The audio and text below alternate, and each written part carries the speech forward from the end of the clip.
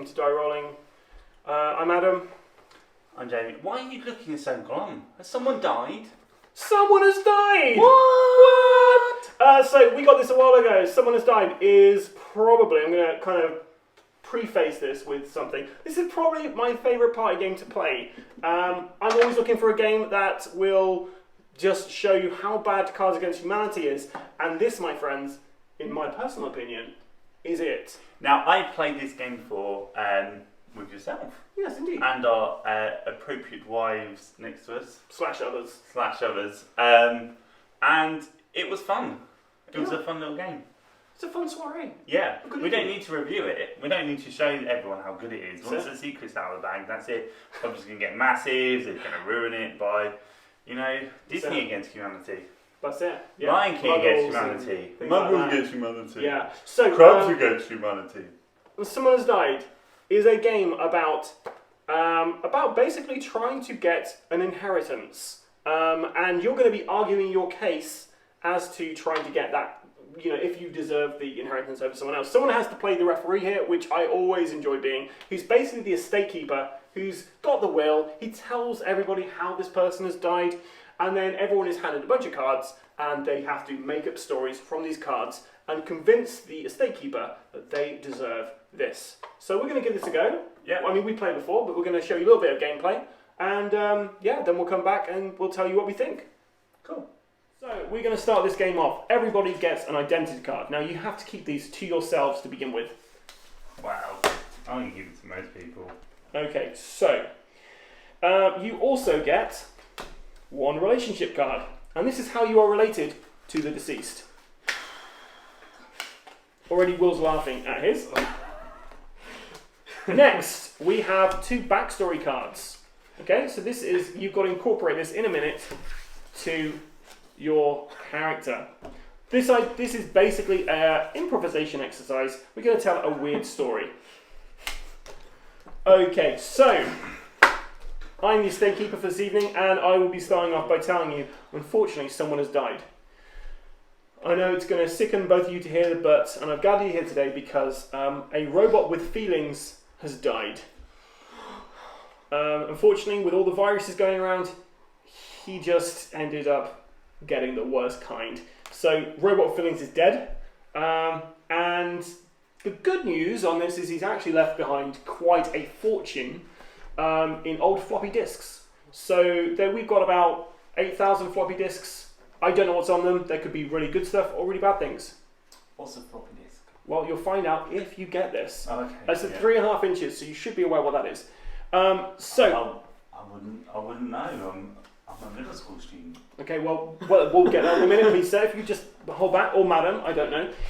So that's what these fortune is. It is about 8,000 floppy disks. It might keep going up depending if we find more back here.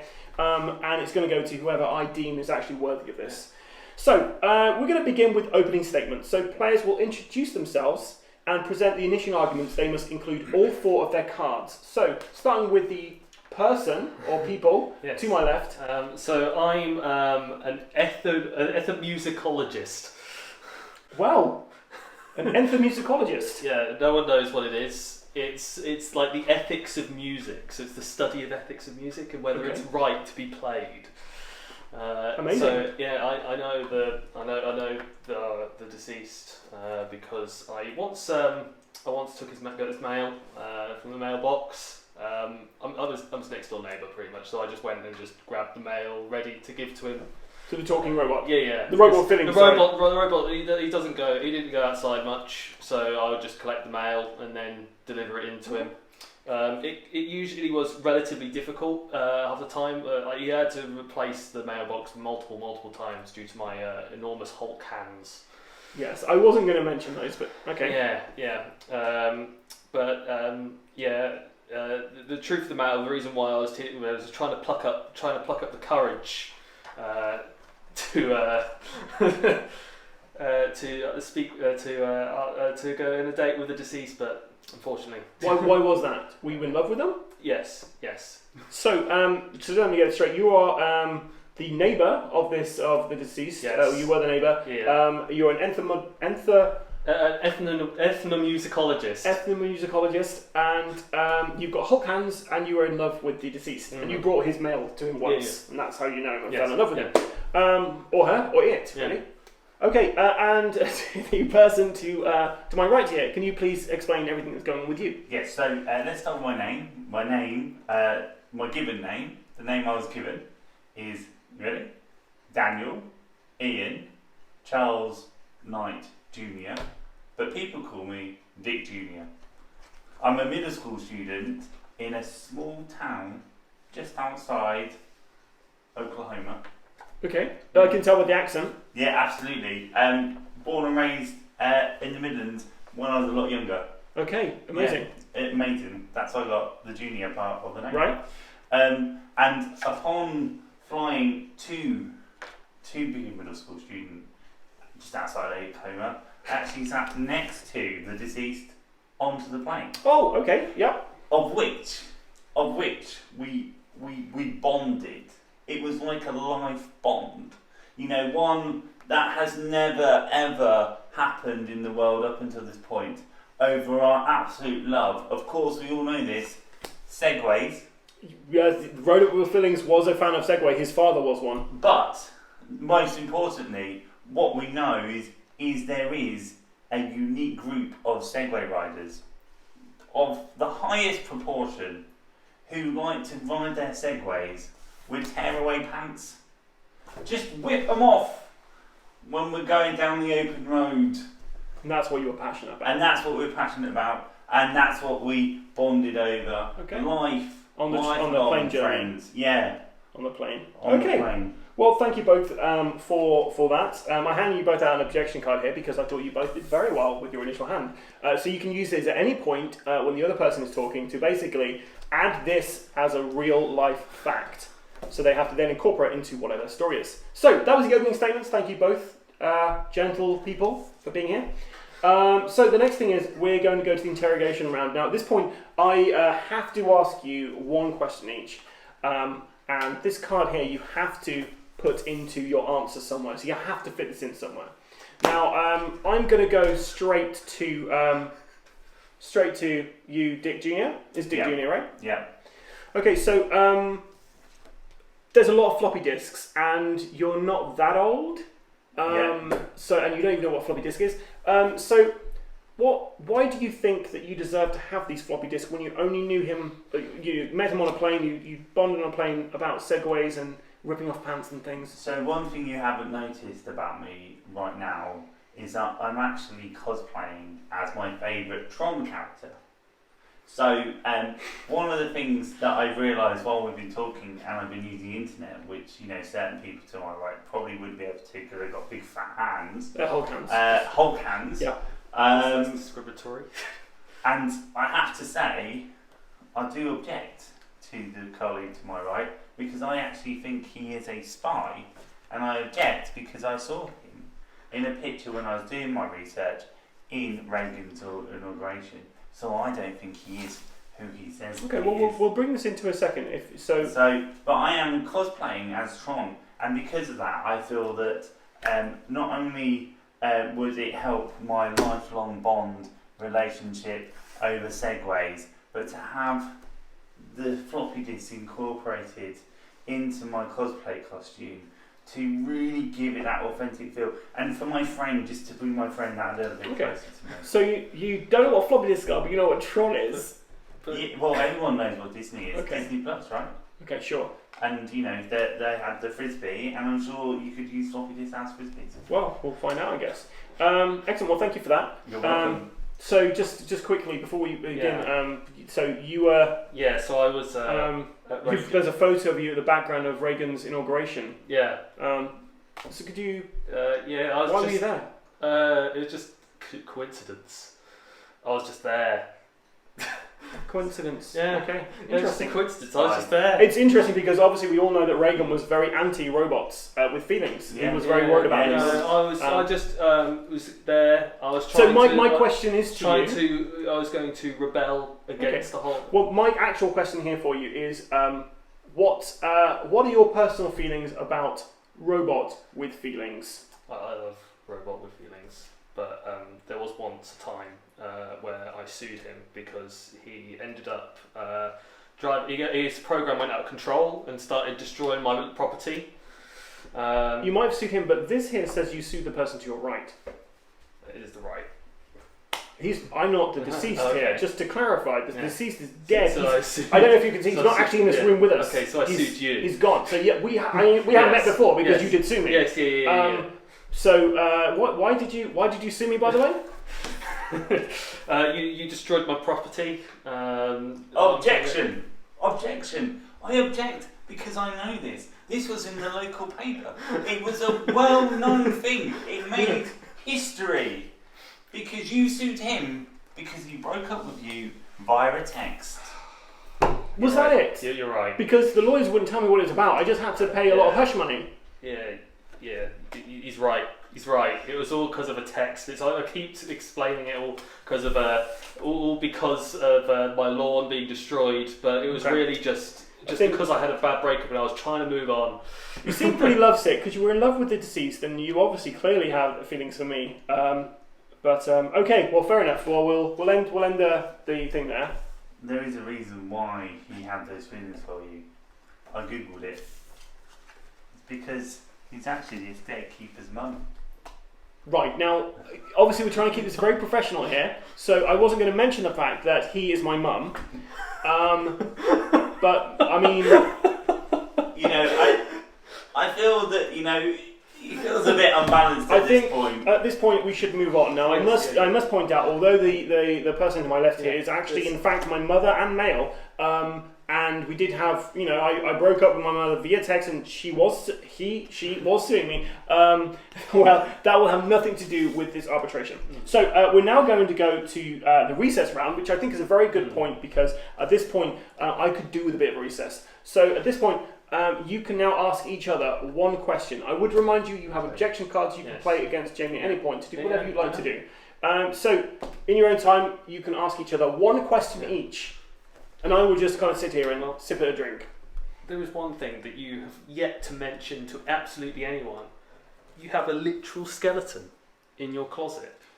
That's so right. what's your question here? Because I you've got to ask a want question. to know who that was. Who did you kill? Well, this is the funny thing. On the internet, you can literally buy anything. And so, as a middle school student, honour roll student, actually, I think you'll find, my teacher actually said one of the things that you should be getting to learn about the anatomy of a body is a peanut skeleton. So that is why I have an actual skeleton in my closet. Well, at this point, you can rebuff my mother, this gentleman here. Well, I always find it's quite weird that you are say who you say you are. But my question to you is, were you not the reason you have the big hands? Was it not because actually the deceased was actually your father, and that you were actually adopted? Well, this is all conjecture because we're not allowed to create anything that's on the cards here. But so is your question? Well, I'm asking were you if he's related? denying if he's adopted. I've never been told. But are you denying? I'm not denying. I don't even know. I was never informed. Well, I can tell you, you're adopted. Well, this is news to me.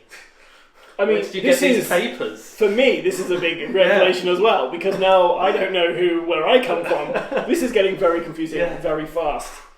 Right, thank you for that recess. We're just back from that. So we're now going to go into the next phase, which is final statements. We've got to the point now. I kind of feel like we've heard quite a lot from my mum, this gentleman here, and we've heard from this junior honour roll student here. Yeah. So we're going to the final statements. So you're both going to get one of these, and you must include this in what you're going to say now. And you need to give me a final story to give your plea. I need your final plea, and we're going to start over here with Dick Jr. So one of the things that I was taught by my deceased friend is time travel. The ability to go forward and back in time. Hence why I had the photo of Reagan, but also how I know that I am going to be popular in high school. In fact, I was popular in high school. It also is how I found out that you, sir, are a serial shoplifter and have since been here clearly been stealing things. A shoplifter only knows the secrets from a shoplifter, which proves why you're clearly three kids in a trench coat going around stores and also nicking things.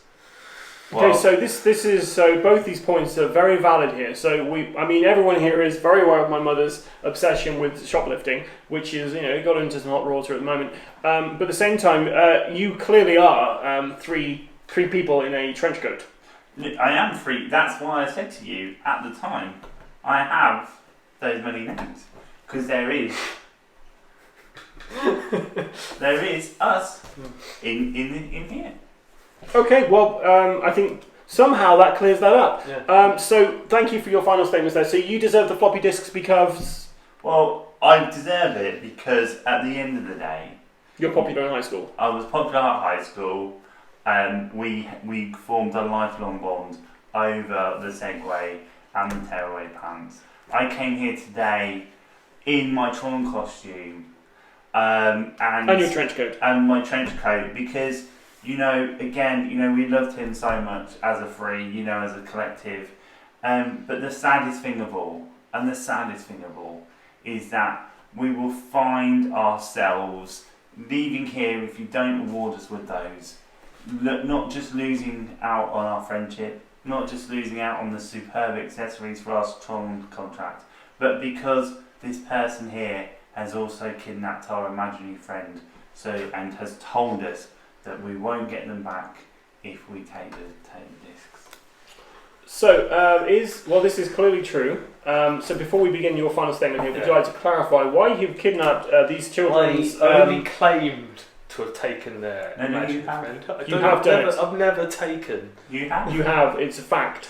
It's a fact. It's a fact that has happened. You have definitely taken an imaginary friend. Yes, I put them. I needed a new replacement bird pet for my house, and I had a spare bird cage, so I thought the imaginary pet was perfect.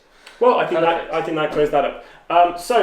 Please, can you tell me for why you deserve to have this? It's a bit tragic. I didn't always have Hulk hands myself. It was a bit of a kerfuffle when trying. Can I say something? You might have Hulk hands. They're the best thing about you because I don't like your face. Well, this is fact. He does not like your face. All three of them have been very hostile towards you. They have. They have just ruthlessly attacked me for my own being. It's very true. So sorry about that. Could you please? That being said, could you please just hurry this up? Why do you deserve the floppy disks? So I didn't always have Hulk hands. Yes. We got in a bit of a kerfuffle when I was trying to stop him after he went in a bit AWOL with his programming and destroying the lawn outside my house. Right. So he, as an apology, he signed my cast, and that's when I thought I knew I loved the robot with feelings, and that's when the whole stealing in the mail, trying to get to know him, all began. Okay. So, very well. So we've heard both of your final statements there. Thank you for taking the time here. I will now summarise and decide who's getting the floppy disks. Now, it's up to me. I could actually give this to both of you if I wanted to, or none of you if I don't feel anyone is deserving to this, but I will make a decision. So, let's start with the more complicated person here. So this is going to be my dear mother here. So not only did you sue me, you sued the deceased. You were in love with the deceased. You have a very strange relationship with most people, I assume. You're adopted, which, that I'm not going to hold that against you. I'd like to speak to you about that later, Mother, to find out what's going on with there, because I'm worried about that. You are stealing things left, right and centre. A serial shoplifter. You're stealing three children's imaginary friend. So you seem quite sketchy. I'm not sure whether floppy disks are going to be something which you'll use for good. I'd just like to say that. Now, it's not to me what you use them for, but I'm not sure whether you're deserving of this, but we'll go over to Dick Jr. or the Dick triplets. I know what we'd call you. So the three Dicks over here.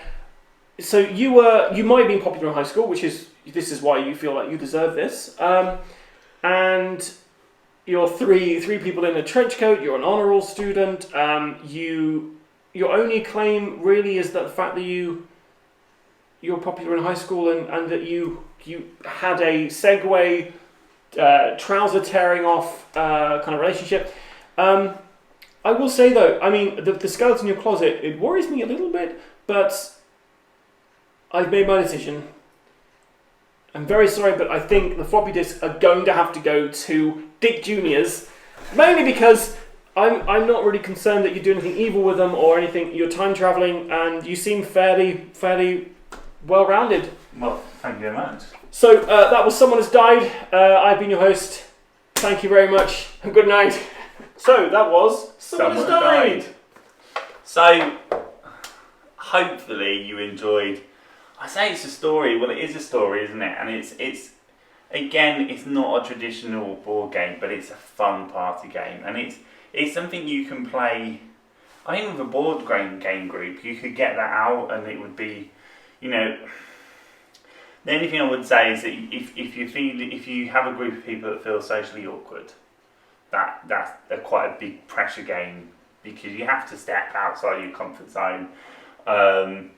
You know, and Will played it, and Will isn't necessarily, you know, that's why he's behind the camera rather than in front, so he's quite an introverted person, but he clearly enjoyed it and got into the flow of it. But I wonder how much he'd enjoy that if it wasn't us three. Well, I don't know, I think Will's 6 or 8 people. Will's pretty good. I get what you're saying though. I think like if you do have some introverted people, this might not be the game for your game night. Yeah. From my perspective, obviously from the very beginning of the video I said how much I enjoyed this game. This is a game you don't just have to play this with board gamers. You could play this with pretty much like a family get together. If you have theatrical friends, this is definitely something they would get a lot out of, because I know during my kind of childhood, a lot of theatre that I've done and stuff, a lot of the evenings we just do improv games and stuff like that. So this to me really speaks wonders. And I think there's a lot of replayability with this, because we played this a couple of times together. Yeah. I played this loads of times, and you do get some of the same cards coming out, but the kind of the stories that are created are always very different. You know, and in comparison, there's games out there like things like Rubik's Story Cube, and that is there to try and tell quite an in-depth story of what's going on. So it's another sort of imagination game. But where that game feels short is there's a lot of structure, and it doesn't really allow too much room in it for you to go and do what you do. You know, you've got the story cubes and you can play it just on that. But there is a loose structure around it, but it allows you to have fun and flow with it and see where it takes you. And I think that if you're playing a game that's about imagination and you're playing a game that's about storytelling, you want to have something that's loose enough to allow you to move that through. And I think that's where something like, you know, your Rubik's Story Cube game, which we'll get to review on this channel, I'm sure we'll get around to doing so, it just feels like it falls short, and this, you know, excels. It goes to the next level. Sometimes simpler is better. Sometimes just something a lot simpler is a better game. And I genuinely forgot you had that game. And when you pulled out the games that we could have played tonight, I was like, no, we're definitely going to play that. Because it's a fun game. It's really fun. There's nothing, I can't find fault with it, apart from to say, if you've got someone who isn't particularly comfortable or confident, and as you said, it doesn't have to be a gamer, but you know, this is a gaming channel, so a lot of people try and relate to it that way, then you may struggle with it. But that said, give it a go. Yeah. Give it a go. There are worse board games out there. There are worse games out there. Yeah, like definitely. Fallout.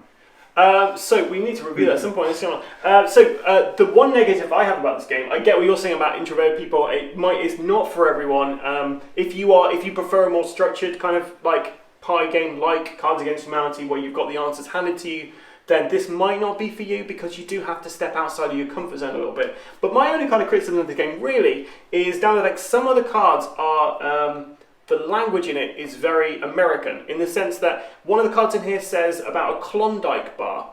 Personally, I don't know what a Klondike bar is, so when I get that out, I'm like, I'm not quite sure what to do there. And there's a couple of other cards in there which are very specific to America, for instance. Like an honor roll sheet. A middle school student. Well, an honour roll student's not too bad because you can kind of feel that, but yes, there's some language in there which is very localised, which doesn't always translate across the pond, one might say. However, these are the kind of cards that you can work around that. So a Klondike bar, I'd say it's a Mars bar or a Snickers or something, or something like that. But that's my only real criticism of this game. I do take on board what you're saying about introverted people and also about stepping outside your comfort zone. It's not for everyone, but genuinely, if you were to ask me to recommend a game to play with other adults, even children actually to be fair, but probably adults because there's a bit of relationships in there and falling in love with people and stuff like that, some incestual stuff maybe, depending on relationships, I'd definitely recommend this. This is a real fun game in a small box that you can have a really memorable evening with. And it's a holiday game.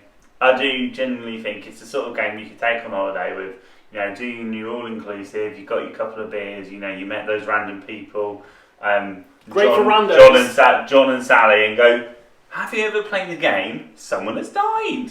And that's when they run screaming, thinking you're going to kill them, but you pull this out and they go, great. Do you know what? I'd love that. So, then you murder them. Well, on that bombshell, normally we rate these games, but I don't know how you rate this. You can't really rate this in a card. So I think we should just rate this in a traditional way. What? In a traditional way. Okay. But you've got to form the number with your body. Okay, awesome. Well, I'll let you begin. It's at 22 because he's already won that, right? Well, I'm gonna go with, and I'm gonna get this right because I remember it's got. But I'm gonna go with a 9 out of 10. That's a P, right? A 9 out of 10. Okay. Yeah, I'd also give this a 9. So I guess like that, right? Will, is that like a 9? Yeah, close Shut enough. Well, do us a 10. That's actually really impressive. That's impressive. How did he get his legs like that? I don't know. But what I'm impressed is that he could do gymnastics with that sort of He could be a body contender. flexibility. Amazing. So we have been not Jamie. And I've been not Adam. And we've been Die Rolling. Jamie, would you like to do the admin, please? Yeah, of course. Please make sure that you follow us on any social media channels that we happen to be. All of them. Apart from TikTok. It's really important to us because we love chatting to you, we love your comments. We've had some great conversations with some of you in the community that we met through this channel, and we want to meet a few more of you. So please make sure you give us a click, like, subscribe, but most importantly, give us a comment, tell your friends, say there's some real nutbags talking about board games on the social media, and look us up on the interwebs. Nutbags. You can find us on Facebook, you can find us on Instagram, you can find us on YouTube, you can find me on Twitter, you can find us on nutbags.com. Don't go there. We've been Die Rolling. Until next time, stay safe and keep rolling.